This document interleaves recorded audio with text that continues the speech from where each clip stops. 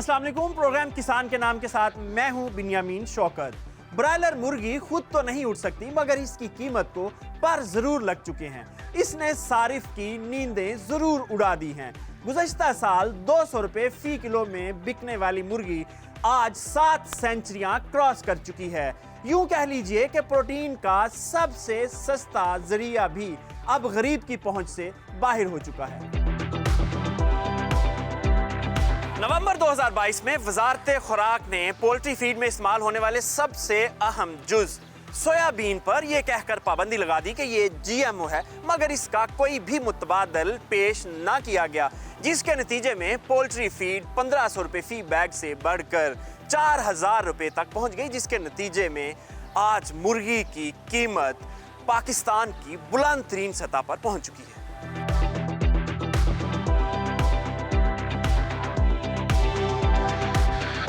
अब तक 40% से ज्यादा पोल्ट्री शेड्स बंद हो चुके हैं। चलता चलाता पोल्ट्री का कारोबार तबाह होता जा रहा है। शायद पोल्ट्री का कारोबार भी सीएनजी सेक्टर की तरह आखिरी सांसें ले रहा है। आज के प्रोग्राम में हम इन तमाम अवामिल का जायजा लेंगे। बिरयानी, पुलाव, कोरमा, कबाब, चिकन हांडी या फिर फास्ट फूड, मुर्गी का गोश्त तो हर डिश का लाजमी जुज़ बन चुका है। मुर्गी के गोश्त में 30% तक प्रोटीन पाई जाती है और ब्रॉयलर को प्रोटीन का सस्ता तरीन जरिया भी समझा जाता है। पोल्ट्री की खास बात यह है कि ये सिर्फ 30 से 35 दिनों में 3 किलो फीड खाकर 2 किलो तक वजन बढ़ा लेती है, यानी इसका फीड कन्वर्जन रेशियो सबसे ज्यादा है। पाकिस्तान में पोल्ट्री का कारोबार इंतहाई मुनज़्ज़म तरीके से चल रहा था, मगर गुज़श्ता साल नवंबर से ये शोबा भी मुख्तलिफ मसाइल का शिकार हो चुका है।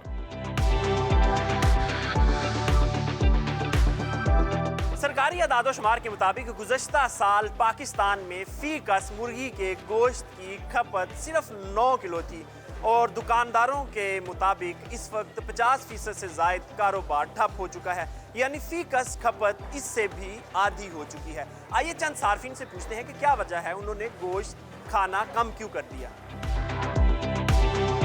ये मुर्गी का गोश्त लेने आओ तो उनका किसी का रेट आपस में मिलता नहीं। वहाँ कहते मैं ये दे रहा हूँ, मैं जिस चीज़ को आलो उसका रेट अलहदा है, और वो गरीब आदमी जो मेरे जैसा वो पूछ के आगे चले जाता है। किर पास आया वो 5-5, 6-6 किलो लेके जाते हैं, खाली लेग पीस ले जाते हैं। पहले मैं हफ्ते में 2 दफ़ा आता था इधर, तो अब मैं महीने बाद आया हूँ। महंगाई इतनी हो गई है, 600 650 रुपये किलो गोश्त, कहाँ ये 250 200-250 रुपये पे था।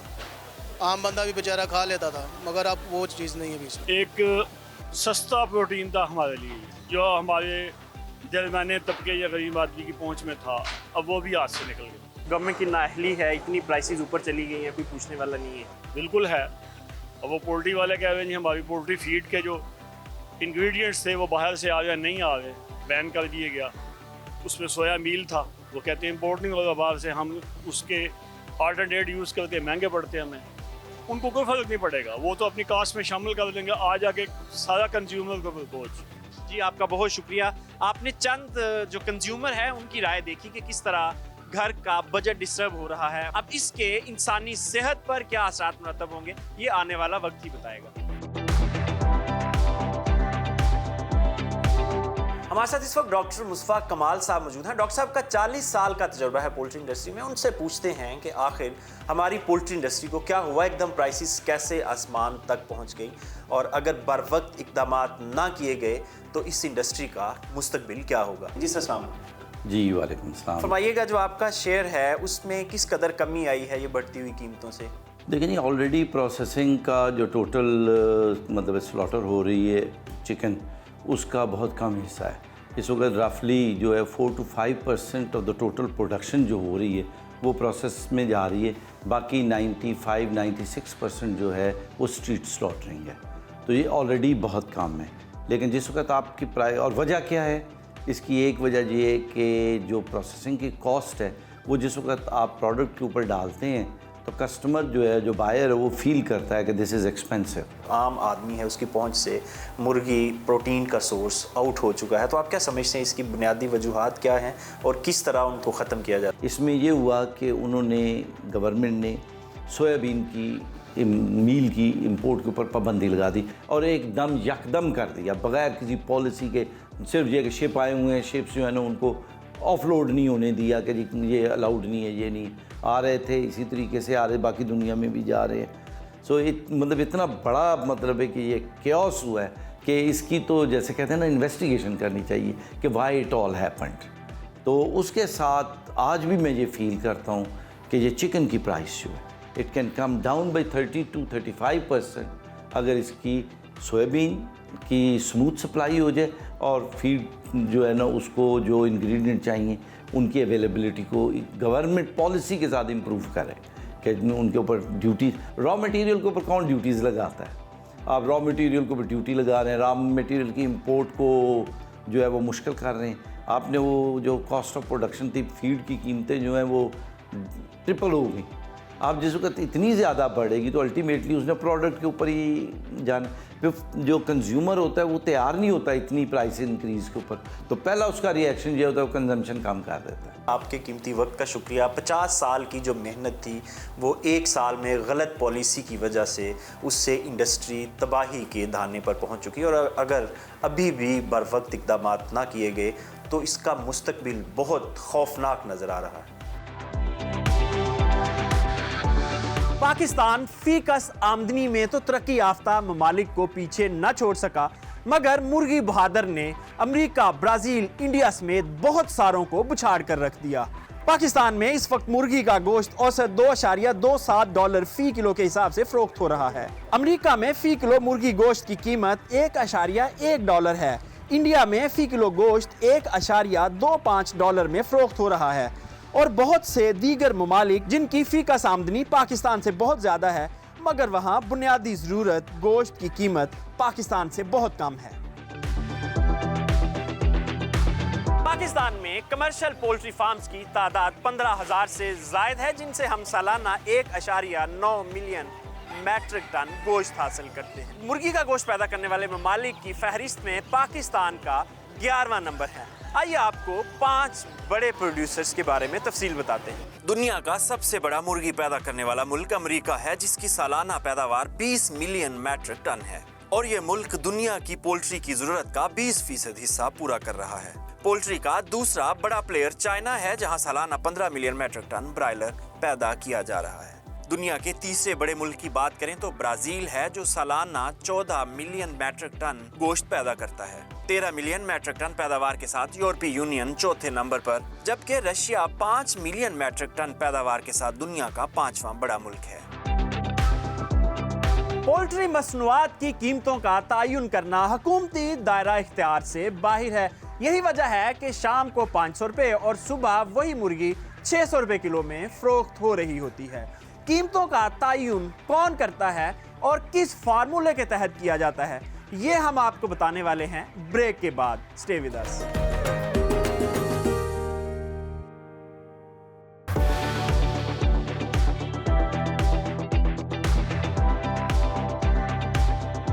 Welcome back. पाकिस्तान में मुर्गी की कीमत बढ़ने से न सिर्फ सार्फिन मुतासर हो रहे हैं बल्कि इस कारोबार से जो मुंसलिक लोग हैं उनका कारोबार भी बुरी तरह मुतासर हो सकता है। एक अंदाजे के मुताबिक 15 लाख से ज़ायद अफराद का रोज़गार पोल्ट्री इंडस्ट्री से वाबस्ता है जो अब ख़तरे में नज़र आ रहा है। इस वक्त हम एक होल सेल मार्केट में मौजूद हैं और होल सेल डीलर से पूछते हैं कि मुर्गी की कीमत बढ़ने से उनके कारोबार पर क्या असरात मुरतब हुए हैं। जी अस्सलाम वालेकुम। ये रेट बढ़ने से ना यकीन करें, ये देखिए कैसे अड्डे बढ़े हुए हैं, काम कुछ भी नहीं रह गया। सिर्फ ये होटल लाइन पे जा रहा माल, जो 40-50 किलो माल डालते हैं ना वो भी नहीं अब काम कर रहे। दुकानें बंद है गली मोहल्ले की। 600 रुपया बहुत बड़ा रेट है। हमारा आदमी कैसे चिकन खाएगा। कास्ट बढ़ रही है मुर्गी की, इसमें फार्मर रेट बढ़ा रहा है, फीड बढ़ रही है, मेडिसिन बढ़ रही है, बिजली वगैरह सब कुछ बढ़ रहा है। इस वजह से इसकी कास्ट में महंगा है, फार्मर भी बेचारा मजबूर है। सर ये देखें ना, आज 380 रुपये ज़िंदा मुर्गी थी और यहाँ पे मार्केट में काम नहीं आया। तकरीबन हमने यहाँ पे आज ड्रम स्टिक जो जिसको पंजाबी में पट कहते हैं वो 400 रुपये में सेल किए हैं और ये बाजू ये गर्दनें देख ले कोई नहीं खरीद रहा। तकरीबन 50 से भी 40% काम रह गया अभी। इस वक्त हम लाहौर की सबसे बड़ी मार्केट में मौजूद हैं जहां ब्रायलर मुर्गी का गोश्त फरोख्त किया जाता है और ये आप पीछे देख रहे हैं कि ये बिल्कुल खाली पड़े हुए हैं सारे स्टैंड।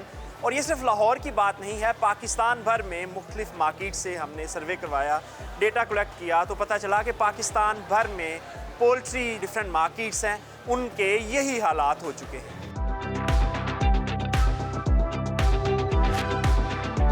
हम इस वक्त कसूर के नवाही इलाके के एक पोल्ट्री शेड में मौजूद हैं, जहां हमारे साथ इस पोल्ट्री शेड के डायरेक्टर चौधरी मोहम्मद शहबाज रफ़ी साहब मौजूद हैं। उनसे पूछते हैं कि मुर्गी के गोश्त और अंडों को पर कैसे लागे और ये पर कैसे काटे जा सकते हैं। अस्सलाम वालेकुम जी, वालेकुम सलाम जी। साहब फरमाइएगा, ये कीमतें इतनी बढ़ कैसी गई हैं एकदम? सर हमारी मेन आइटम जो है वो हम पोल्ट्री में यूज़ कर रहे हैं वो फीड है। फीड, मेडिसन, इलेक्ट्रिसिटी, हर चीज़ को पर लग गए हैं। मैं आपको बताता चलूँ, 2020 में हमने फीड मिल लगाई थी, उस वक्त सोयाबीन 100 रुपये पर केजी मिल रही थी। आज का रेट 360 रुपये केजी है, आलमोस्ट 3 टाइम इंक्रीज़ हो गई है। उस हिसाब से ना मुर्गी का रेट बढ़ा है, ना ही अंडे का रेट बढ़ा है। अगर हम कंपैरिजन करें इसको पिछले 2 साल की निस्बत, हमारा प्रॉफिट कम हो गया है। प्राइसेस जो फीड इंग्रेडिएंट्स हैं, इसकी कीमतें किसने कंट्रोल करनी थी, क्यों नहीं की, ज़िम्मेदार कौन है? सर हमारा जो कंट्री है ये इंपोर्ट बेस्ड कंट्री है। आलमोस्ट हमारी 60 to 70% जो चीज़ें हैं वो हम इंपोर्ट करके हमारी इसमें फीड में यूज़ कर रहे हैं। हमारे टोटल वाइटामिन्स, मिनरल्स वो इंपोर्ट हो रहे हैं चाइना से, यूरोप से। हमारी सोयाबीन सारी इंपोर्ट हो रही है अमेरिका से, ब्राज़ील से, अर्जेंटाइन से। हमारा फीड का जो मेन इंग्रेडिएंट कनोला है वो बाहर से आ रहा है। अब महंगी चीज़ लेके हम अपने बैग में डालेंगे तो अल्टीमेटली एंड प्रोडक्ट हमारा ब्रायलर है या हमारी लेयर है, तो वो अल्टीमेटली वो भी महंगी होगी। सर मुख्तलिफ रिपोर्ट्स के मुताबिक 30 से 40% जो शेड्स हैं वो बंद हो रहे हैं, लोग ये बिज़नेस छोड़ रहे हैं। तो आपको क्या लगता है, आपकी एसोसिएशन ने कोई मुतालबात किए हों हुकूमत से कि अगर हमें ये सहूलियात दी जाएँ तो हम ये कारोबार करेंगे वरना नहीं? पहले मैं 17 शेड चला रहा था, आजकल मैं अपने ज़ाती सीयत में 5 शेड चला रहा हूँ।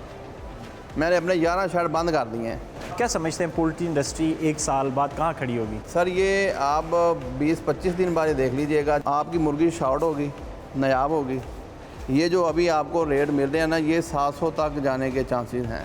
और जो ये अंडे आप आजकल तकरीबन ये 25 रुपये का एक अंडा मिल रहा है, 240 रुपये की या 235 रुपये की दर्जन आपको मिल रही है। ये अंडे आपको 350 में भी दर्जन नहीं मिलने। ये आप मेरी बात नोट कर लें। जो मालिकान हैं और एसोसिएशन है वो महंगाई तो हो रही होती है, महंगाई की आड़ में ये जानबूझ के ज़्यादा महंगी कर देते हैं। सर हम नहीं करते, ये मार्केट चलती है डिमांड सप्लाई के ऊपर। अगर डिमांड आपकी ज़्यादा होगी, सप्लाई कम होगी, तो अल्टीमेटली चीज़ों के रेट ऊपर चले जाएंगे। जी सर, आपके वक्त का बहुत शुक्रिया। अगर हुकूमत ने बर वक्त इकदाम ना किए, फीड की कॉस्ट को नॉर्मलाइज ना किया, तो खदशा है कि पाकिस्तान में मुर्गी और अंडे बिल्कुल नायाब हो जाएंगे।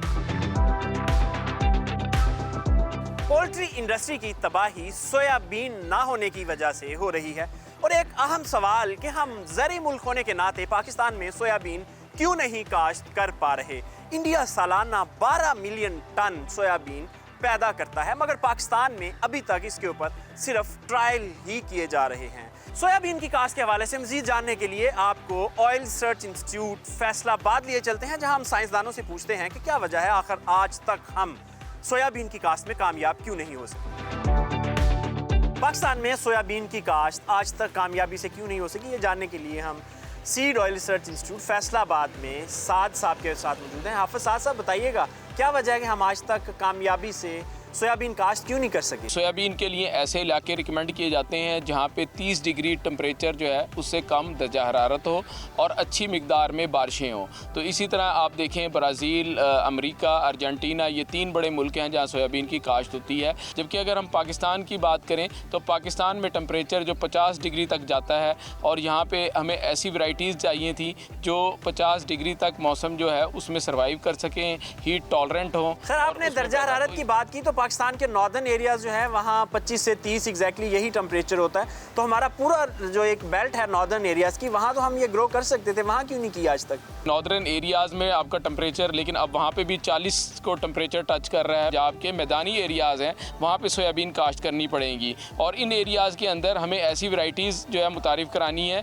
जिनका अंदर हीट टेम्परेचर के ख़िलाफ़ जो है टॉलरेंट हो। तो इस सिलसिले में ऑयल सीड रिसर्च इंस्टीट्यूट ने 2 वैरायटीज़ डेवलप कर ली हैं, जिसमें से एक का नाम फैसल सोयाबीन है और दूसरी का आरी सोयाबीन है। हमारे पास कितनी कैपेसिटी है? अगले साल हम कितने एकड़ का, कितने मिलियन एकड़ का किसानों को बीज देंगे सोयाबीन का? सर ये अभी जो है ना इनिशियल हमारे पास जो इस साल जो सीड है उससे हम इसका बेसिक सीड बनाएंगे सीड कंपनीज़ को दे के। तीसरे साल में जाके हम इस काबिल होंगे कि हम 2 लाख एकड़ का सीड पंजाब के अंदर आरी सोयाबीन का और फैसल सोयाबीन। यानी अभी 2 साल पाकिस्तान में सोयाबीन कमर्शियल स्केल पे नहीं उग पाएगा? जी, तीसरे साल इंशाल्लाह ये हम जो है ना इसमें कमर्शियल स्केल पे ले जाएंगे इसे। जी हाफिज साहब, आपके वक्त का बहुत शुक्रिया। अभी मज़ीद 3 साल हमें इंतज़ार करना है, और वो भी अगर गवर्नमेंट की पॉलिसी प्रो सोयाबीन हुई तो ये ग्रो होगी, वरना शायद ये इंतज़ार कई सालों तक मुहीत हो जाए। इस वक्त जो मुर्गी की कीमत बढ़ चुकी है, इसमें सबसे बुनियादी किरदार फीड का है, और फीड में जो सबसे महंगी चीज़ है वो, जैसा हमने आपको पहले बताया कि सोयाबीन है, इंपोर्टेड सोयाबीन। और सोयाबीन जो है वो आल पाकिस्तान सॉल्वेंट एक्सट्रैक्टर्स एसोसिएशन के प्लेटफॉर्म से की जाती है। और इस वक्त हमारे साथ एसोसिएशन के चेयरमैन शहजाद अली खान साहब मौजूद हैं। उनसे पूछते हैं कि एकदम प्राइसेस कैसे ऊपर गई, और ये एकदम हुकूमत को क्या ख्याल है कि इसको हमें बैन करना चाहिए? बिस्मिल्लाहिर्रहमानिर्रहीम। मेरा ख्याल है आपने आज महंगाई के हवाले से सब, और किचन में जो चीज़ें इस्तेमाल होती हैं उसमें सबसे ज़्यादा जो कॉस्ट है वो मुर्गी की होती है। देखें, अक्टूबर 2022 तक अल्हम्दुलिल्लाह जो पाकिस्तान में मुर्गी की पैदावार थी वो एक इंटरनेशनल स्टैंडर्ड के मुताबिक थी, और आप बाकी चीज़ों से उसका 10 साल का कंपैरिजन करें तो मुर्गी की कीमत जो है वो बहुत कम बढ़ी होगी। हुआ ये कि अक्टूबर में हमारे मोहतरम तारिक बशीर चीमा साहब जो वज़ीर हैं नेशनल फूड सिक्योरिटी के, उनको ख्याल आया कि ये तो काम जो है ये ख़तरनाक है और दुनिया सारी मर गई है, सवाए पाकिस्तान के लोगों को उन्होंने बचाना था, और उन्होंने सोयाबीन के और कनोला के जो जहाज़ आए हुए थे बंदरगाहों पे वो रोक दिए और कहा कि ये GMO है। जबकि पिछले 15 साल से मुतवातर ये सोयाबीन भी और कनोला भी पाकिस्तान में इंपोर्ट हो रहा था, और सोयाबीन इंपोर्ट का रास्ता भी हुकूमत पाकिस्तान ने ख़ुद खोला था। पहले इंपोर्ट जो थी वो TCP के ज़रिए हुकूमत पाकिस्तान ने सोयाबीन की थी। बहरहाल वो झगड़ा काफ़ी अरसा चला, जिसकी वजह से जहाज़ बंदरगाहों पे खड़े रहे, 12 जहाज़ जिनकी मालियत तकरीबन $550 मिलियन थी, और वो जाके फरवरी में मसला रिज़ॉल्व हुआ, और इस तरह रिज़ॉल्व हुआ कि ये जो जहाज़ हैं ये आने दें, और इसके बाद आप फिर इंपोर्ट उस वक्त करेंगे जब आपको GMO का लाइसेंस मिल जाएगा। 15 साल के बाद हुकूमत को ख्याल आया कि ये GMO सीड है। अच्छा सर, ये मिनिस्ट्री है, जाहिर है कोई प्लानिंग विंग होगा उनका, उन्होंने कोई मुतबादल चीज़ें तैयार की होंगी। एकदम चलती चलाती इंडस्ट्री का रॉ मटेरियल आप बंद कर रहे हैं, तो अल्टरनेट क्या उन्होंने दिया कि आप ये सोयाबीन की जगह ये चीज़? ये अनफॉर्चुनेटली दिमाग का खलल था, लालच थी। उनका ख्याल ये था, उनका ताल्लुक़ बहावलपुर से है, उनको वहाँ के कुछ लोगों ने बताया कि ये तो बहुत पैसे कमा रहे हैं, तो उनको ख्याल ये आया कि ये अकेले क्यों कमा रहे हैं और इनको नहीं कमाना चाहिए। और हालांकि ऐसा कोई मसला नहीं था, इंडस्ट्री कभी कमाती है कभी नुकसान करती है, ये कमोडिटी बिज़नेस है। बहरहाल उसके बंद होने से हुआ ये कि जो मुर्गी की लागत 225-230 रुपये थी पर किलो, वो बढ़ के आज 400 रुपये किलो हो गई है, और हर बंदा 400 रुपये की मुर्गी जो है वो ग्रो करने की सलाहियत भी नहीं रखता। तो इसलिए आपकी अब 50% इंडस्ट्री चल रही है, मुर्गी की पैदावार कम हो रही है, और मुर्गी की पैदावार कम होने से naturally demand supply situation prevail कर रही है। अगर हुकूमत की तरफ से परमिशन ना मिली तो इंडस्ट्री को कितना बड़ा नुकसान हो सकता है? सर, इंडस्ट्री को कोई नुकसान नहीं होगा, इंडस्ट्री को फ़ायदा होगा, क्योंकि जिस चीज़ पे आप पाबंदी लगा दें उसकी कीमत ऊपर चली जाती है, और जब कीमत ऊपर चली जाए तो नेचुरली जो मिडल मैन है, जो इंडस्ट्री है, वो कमाती है और पूरी कौम उसकी कीमत अदा करती है। जी खान साहब, आपके वक्त का बहुत शुक्रिया। हुकूमत को इस वक्त बड़े सीरियसली इस क्राइसिस को देखना चाहिए। पोल्ट्री फार्मिंग इंतहाई मुनाफा बख्श कारोबार है। इस कारोबार में मुनाफे की शरह 40 से 50% है और कैपिटल इन्वेस्टमेंट का पे बैक पीरियड 2 साल से भी कम है। अगर आप भी ये कारोबार करना चाहते हैं तो हमारे साथ रहिए, क्योंकि ब्रेक के बाद हम आपको बताने वाले हैं इस कारोबार की तफसील।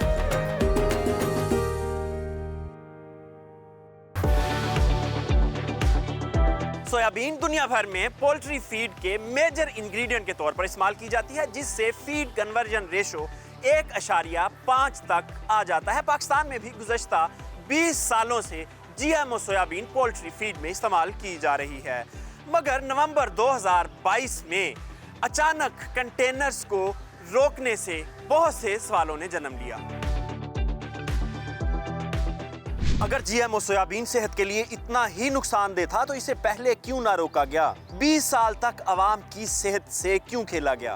अगर सोयाबीन इंपोर्ट बंद करनी थी तो पहले प्लानिंग क्यों ना की गई? पोल्ट्री इंडस्ट्री को मुतबादल अज्जा क्यों ना फराहम किए गए ताकि प्रोडक्शन मुतासर ना हो? आज भी वही सोयाबीन फीड में इस्तेमाल हो रही है। अगर ये जहर है तो अब इसकी इजाजत क्यों दी जा रही है? हुकूमती फैसले के बाद पोल्ट्री की कीमतों को कंट्रोल क्यों ना किया गया? हुकूमत ने इस फैसले से हासिल क्या किया? मां सिवाय मुर्गी की कीमत 250 से 700 रुपए तक पहुंचाने के। पाकिस्तान में सबसे ज्यादा तरक्की पोल्ट्री की मसनूआत ने की। 2020 में 200 रुपए फी किलो में बिकने वाली मुर्गी सिर्फ 2 साल में 700 रुपए तक पहुंच चुकी है।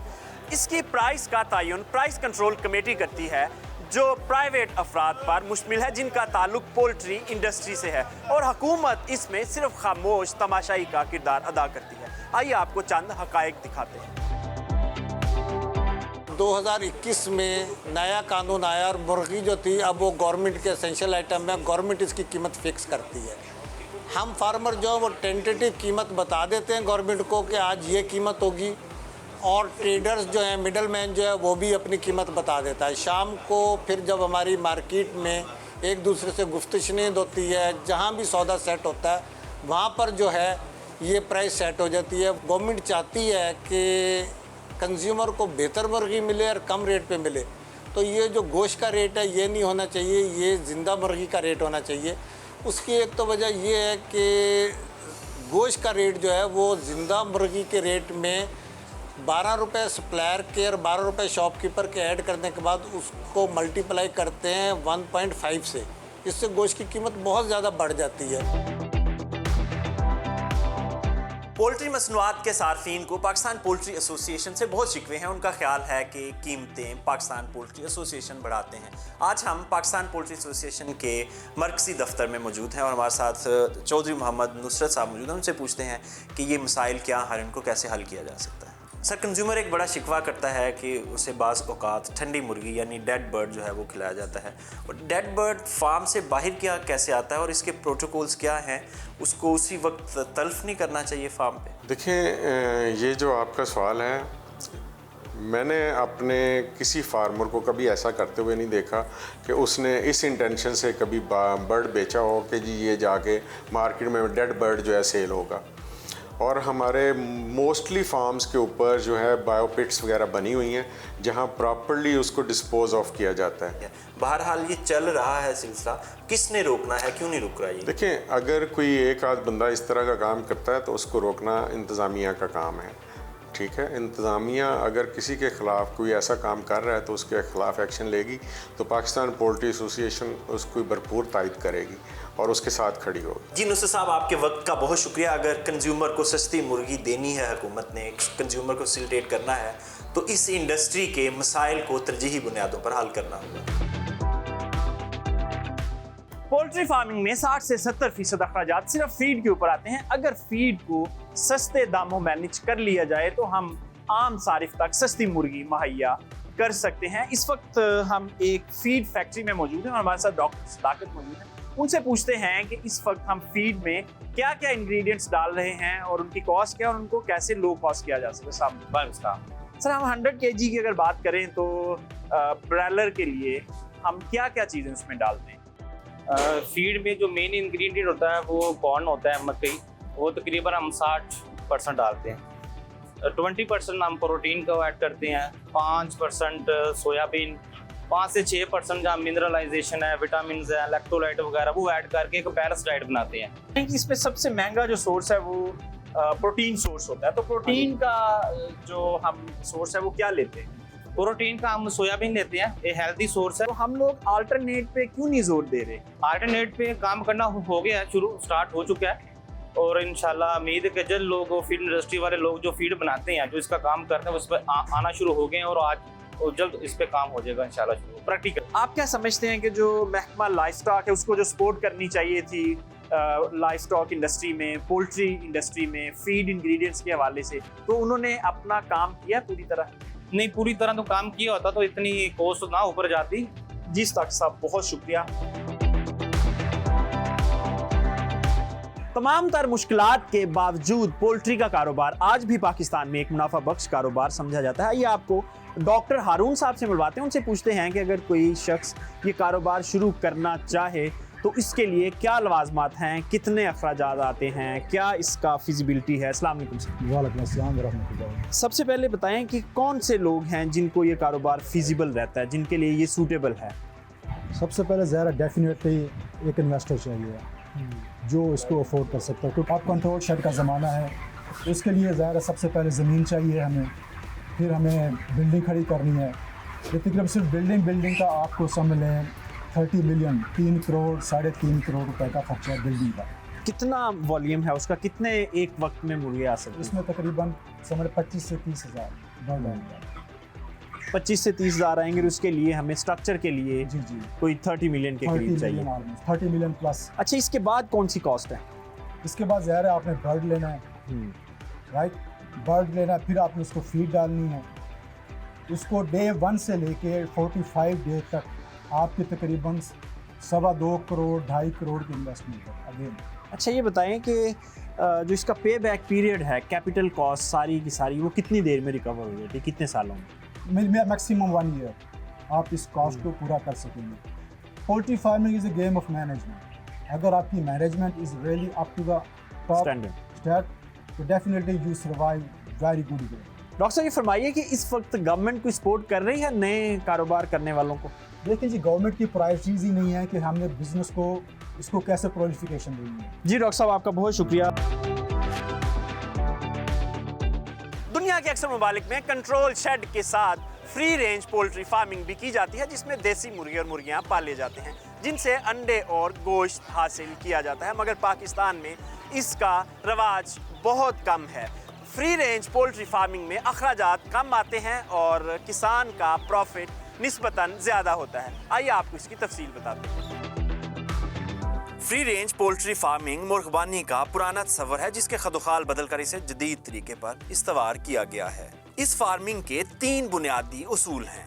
परिंदे देसी नस्ल के होने चाहिए, उनको कंट्रोल शेड्स में कैद करने की बजाय खुली फजा में रखा जाए, और आखिरी असूल के इनकी खुराक भी कुदरती होनी चाहिए। अमेरिका में देसी मुर्गबानी के फार्म सबसे ज्यादा हैं। फ्री रेंज फार्मिंग में किसी भी किस्म के बाग या फसल में मुर्गियां छोड़ दी जाती हैं। उन्हें महदूद करने के लिए 10 स्क्वायर फीट फी मुर्गी के हिसाब से ओपन जगह की फेंसिंग कर ली जाती है। मुर्गियां अपनी फाइबर और मिनरल्स की जरूरत घास फूस से, जबकि प्रोटीन की जरूरत बागात और फसलों के कीड़े मकोड़ों से हासिल कर लेती हैं। इस तरह इंतहाई कम लागत में बर्ड्स तैयार हो जाते हैं। अच्छी ग्रोथ के लिए मार्केट में मौजूद किसी भी अनाज को खुराक के तौर पर बर्ड्स को डाला जा सकता है। दुनिया के अक्सर ममालिक में मैगट या लार्वा फार्मिंग करके भी मुर्गियों की खुराक तैयार की जा रही है, मगर पाकिस्तान में अभी तक इसकी इब्तदा भी नहीं हो सकी। माहिरीन के मुताबिक इस तरीकाकार पर पैदा किया गया गोश्त ब्रायलर की निस्बत ज्यादा सेहतमंद होता है।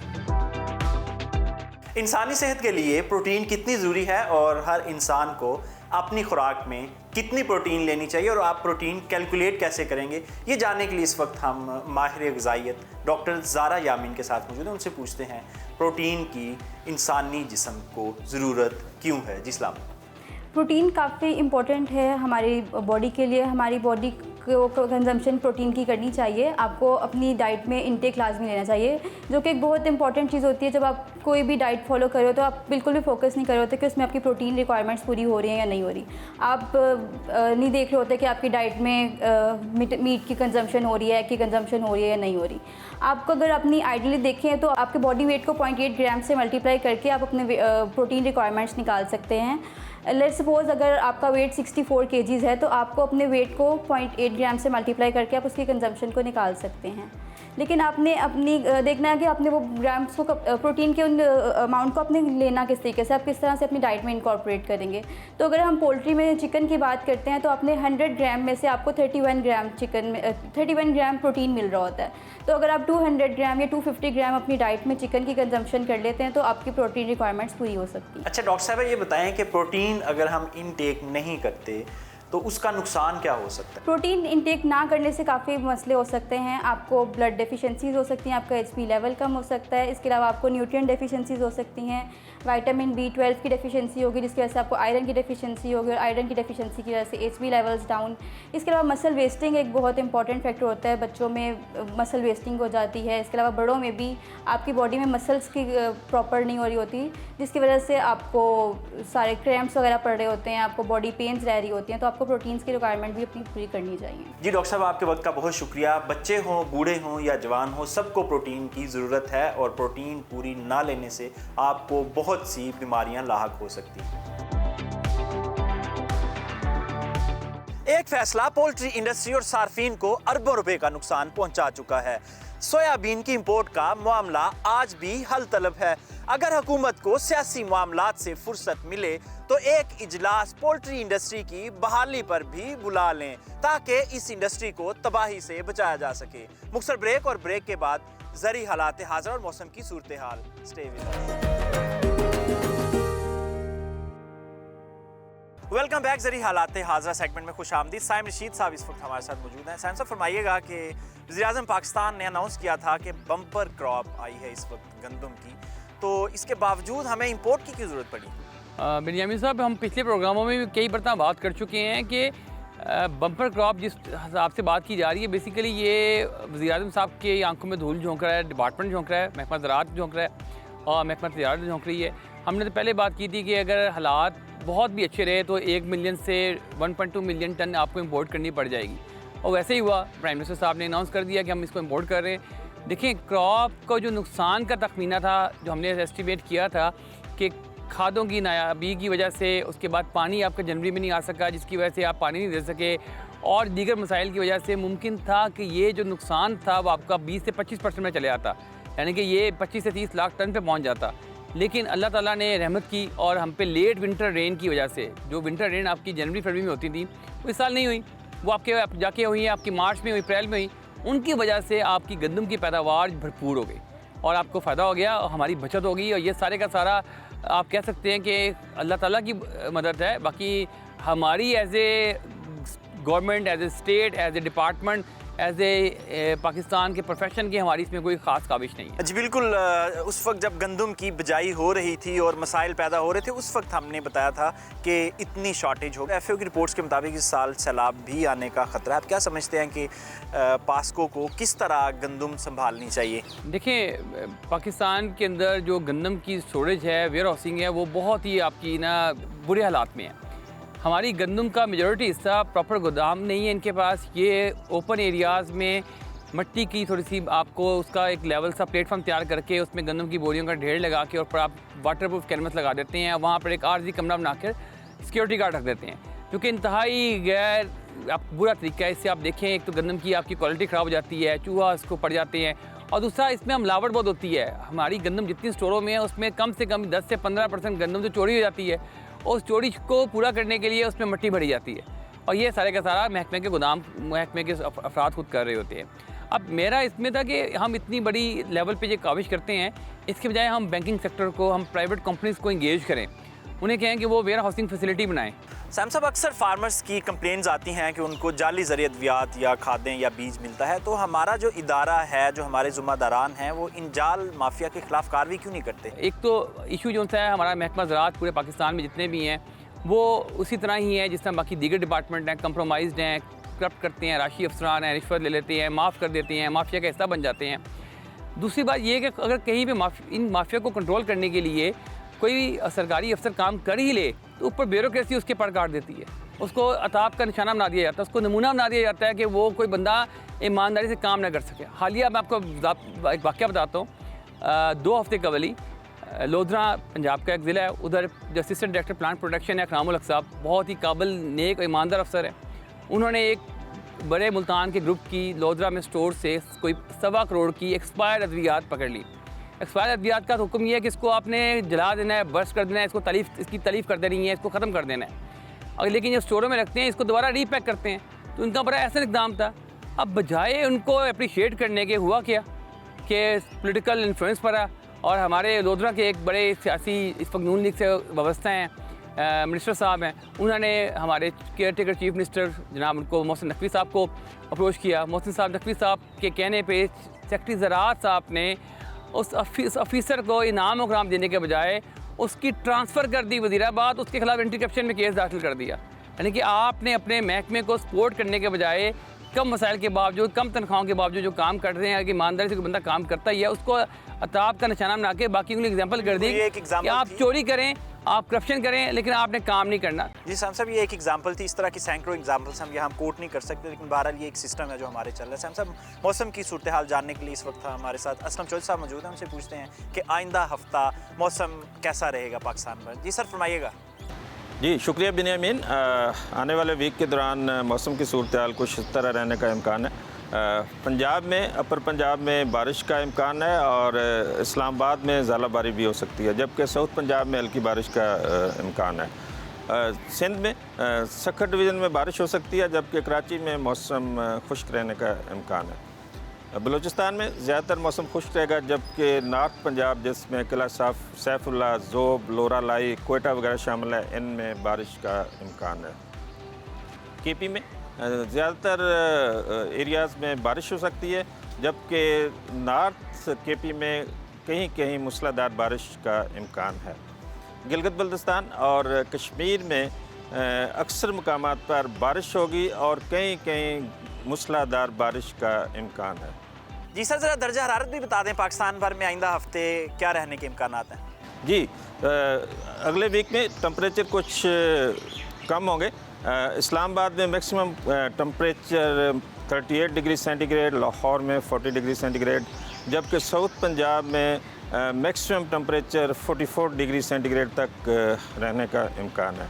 कराची में 36 डिग्री सेंटीग्रेड, जबकि लाड़काना, सक्खर, जैकोबाद 46 डिग्री सेंटीग्रेड तक जाने का इम्कान है। कोयटा में maximum temperature 35 degree centigrade, Peshawar में 37 डिग्री सेंटीग्रेड, जबकि गिलगित में 30 डिग्री सेंटीग्रेड और मुजफ्फराबाद में 32 डिग्री सेंटीग्रेड तक रहने का इम्कान है। जी असलम चौधरी साहब, आपका बहुत शुक्रिया। साहब फरमाइएगा जो मौसम आइंदा हफ्ता वो ज़राअत के लिए कैसा रहेगा? और इसका किसानों को फ़ायदा है और ये मौसम के लिए आम लोगों के लिए भी रिलीफ है, लेकिन फार्मर्स के लिए इसका बहुत फ़ायदा है। साइम साहब, आपके वक्त का बहुत शुक्रिया। इसके साथ ही प्रोग्राम का वक्त ख़त्म होता है। इजाज़त दीजिए, खुदा हाफिज़।